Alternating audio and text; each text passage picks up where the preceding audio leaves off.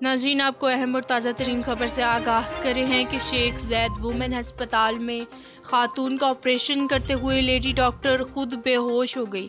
यह अहम और बड़ी खबर है जो कि हम आपको दे रहे हैं लाड़काना से कि शेख ज़ैद वुमेन हस्पताल में खातून का ऑपरेशन करते वक्त लेडी डॉक्टर खुद बेहोश हो गई। ऑपरेशन थिएटर का एयर कंडीशन ख़राब होने के बायस ऑपरेशन थिएटर में डॉक्टर बेहोश हो गई। आपको बताते चले कि इंतज़ामिया ने ना सुनी, साथ ही डॉक्टर्स ने बेहोश होने वाली डॉक्टर की वीडियो बनाकर वायरल कर दी। वीडियो में बेहोश होने वाली डॉक्टर की हालत गैर को देखा जा सकता है।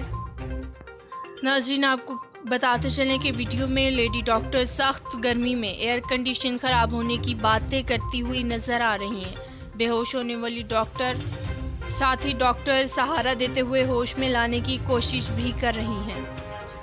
ये थी लोकल व्यूज़ ताज़ा तरीन। मज़ीद किसी भी अपडेट से बाखबर रहने के लिए हमारे चैनल लोकल व्यूज़ टीवी को ज़रूर सब्सक्राइब करें।